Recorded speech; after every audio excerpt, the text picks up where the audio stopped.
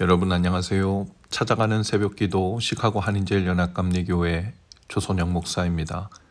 오늘도 변함없는 주님의 은혜와 평강이 저와 여러분의 삶의 종일 풍성하기를 기도합니다. 오늘 말씀은 창세기 37장 18절에서 24절까지 말씀입니다. 요셉이 그들에게 가까이 오기 전에 그들이 요셉을 멀리서 보고 죽이기를 꾀하여 서로 이르되 꿈꾸는 자가 오는도다. 자, 그를 죽여 한 구덩이에 던지고 우리가 말하기를 악한 짐승이 그를 잡아먹었다 하자. 그의 꿈이 어떻게 되는지를 우리가 볼 것이니라 하는지라. 르우벤이 듣고 요셉을 그들의 손에서 구원하려 하여 이르되 우리가 그의 생명은 해치지 말자. 르우벤이 또 그들에게 이르되 피를 흘리지 말라. 그를 광야 그 구덩이에 던지고 손을 그에게 대지 말라 하니 이는 그가 요셉을 그들의 손에서 구출하여 그의 아버지에게로 돌려보내려 함이었더라. 요셉이 형들에게 이르매 그의 형들이 요셉의 옷 곧 그가 입은 채색 옷을 벗기고 그를 잡아 구덩이에 던지니 그 구덩이는 빈 것이라. 그 속에 물이 없었더라. 아멘. 존 버년의 철로 역정에 보면 주인공 크리스천은 천성을 향해 길을 나서죠.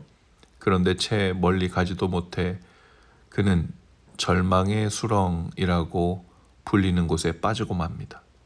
발버둥 칠수록 더 깊이 가라앉는 수렁이죠. 스스로 나올 방법이 없습니다. 오직 밖에서 손을 내밀어 주는 자가 있어야만 나올 수 있는 자리죠. 버녀는 그 절망의 수렁에 빠지는 것을 신앙 여정의 필수 통과 지점으로 그린 것이죠. 오늘 우리가 읽은 본문도 그런 자리 이야기입니다. 요셉이 던져진 그 구덩이, 물도 없고 탈출구도 없고 아무도 돌아보지 않는 그 자리에서 요셉을 통한 하나님의 이야기가 시작됩니다.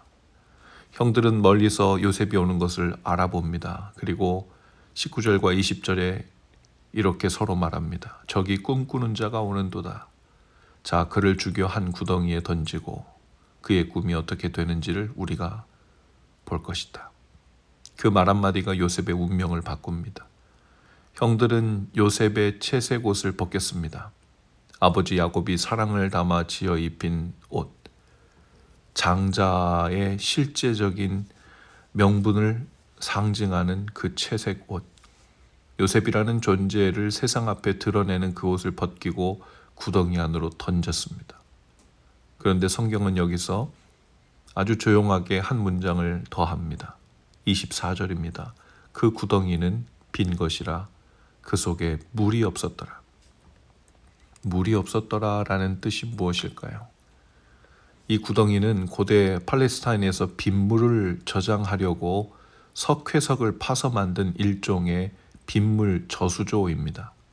큰 병처럼 생겨서 안에 들어가면 밖에서 꺼내주기 전에는 스스로 나올 수 없는 그런 구조이죠. 그래서 때로는 그곳이 죄수를 가두는 감옥으로 쓰이기도 했다고 합니다.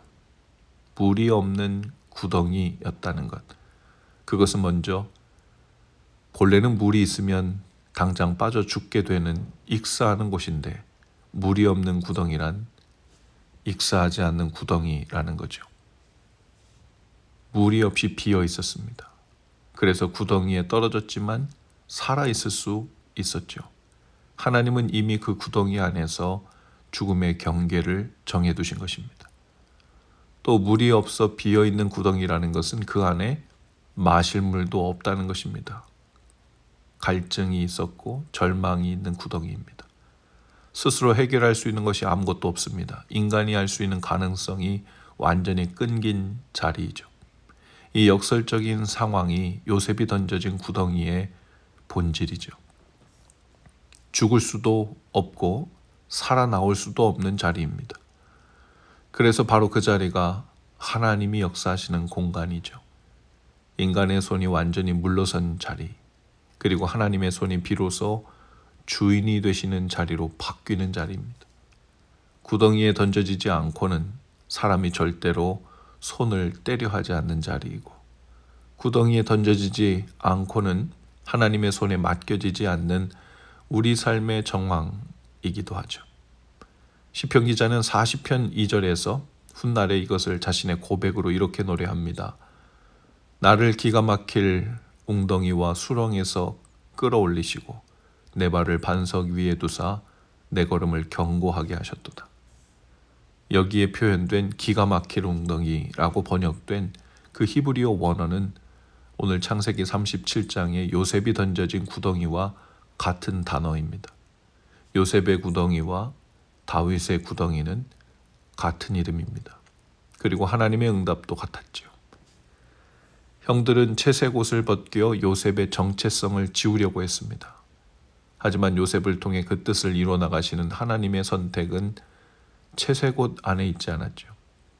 형들은 꿈이 어떻게 되나 보자 라고 조롱하듯 말했지만 아이러니하게도 형들이 요셉의 꿈을 끝내려고 던진 그 구덩이가 사실상은 그 꿈이 하나님 안에서 이루어지도록 하는 첫걸음이 된 것이죠.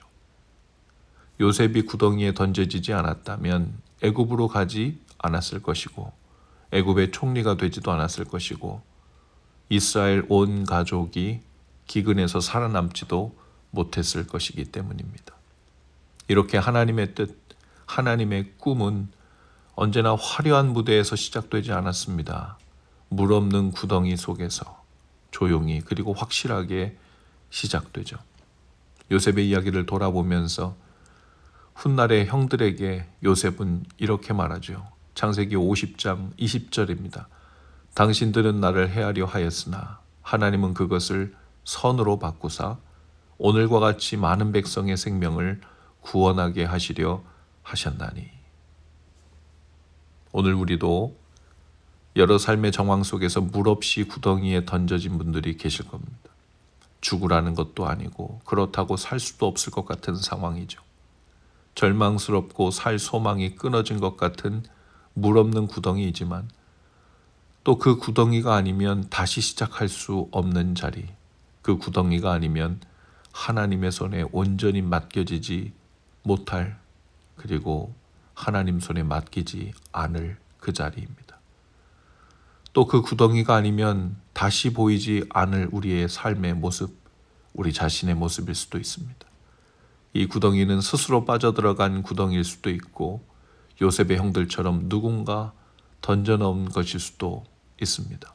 그러나 그것이 중요하지 않습니다. 구덩이에 빠진 지 얼마나 됐는지도 중요하지 않습니다. 그 구덩이에 던져지는 것은 하나님이 알고 계시고 그 구덩이 속에서도 하나님은 함께 계십니다. 혹 그 구덩이 안에 물이 없습니까? 죽으라고 던져진 구덩이가 아니기 때문에 그렇습니다. 갈증과 절망이 있습니까? 아무리 발버둥 쳐도 나올 수 없는 구덩이인가요? 하나님의 삶의 경계를 정해두셨기 때문입니다. 스스로 나올 수 없다는 것은 하나님만이 꺼내실 수 있다는 것이죠. 우리를 향한 하나님의 부르심과 선택은 때로 이렇게 물 없는 구덩이 속에서만 정확하게 시작될 수 있죠. 존 버년의 천루 역정에서 크리스천은 절망의 수렁에서 손을 내밀어준 사람에 의해 건져집니다. 요셉도 그 물 없는 구덩이에서 꺼내졌습니다. 결국 하나님의 손으로, 그리고 시편 기자도 같은 고백을 했죠. 이 하나님이 오늘 저와 여러분의 구덩이 위에도 손을 뻗고 계십니다. 그리고 그 구덩이 속에도 함께 계시죠. 오늘 우리가 던져진 이 구덩이의 이야기는 끝이 아닙니다.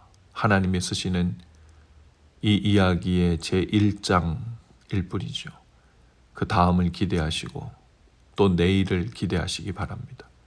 그 속에서 인내를, 그리고 그 인내를 통해 소망을 이루시는 하나님의 은혜가 저와 여러분의 삶 가운데 풍성히 그리고 여실히 보여지시기를 주님의 이름으로 축복합니다. 기도하시겠습니다. 주님, 저희는 오늘도 크고 작은 구덩이를 만납니다. 물도 없고 빛도 없고 탈출구도 보이지 않는 자리에서 두려워하기도 합니다. 하지만 요셉의 구덩이 위에 계셨던, 그리고 요셉과 함께 계셨던 주님을 신뢰합니다. 저희가 스스로 나오려 발버둥치기를 멈추고 주님의 손을 기다리는 자 되게 하옵소서. 그리하여 이 구덩이가 주님이 쓰시는 이야기의 시작이 되게 하시고 또 그것을 믿음으로 미리 보게 하옵소서. 예수님 이름으로 기도합니다. 아멘. 여러분 오늘도 말씀 동행으로 화이팅입니다. 오늘 저녁에는 월삭 금요기도회로 교회에서 모이고 내일 아침은 교회에서 모이지 않고 찾아가는 새벽기도회로 전환됩니다.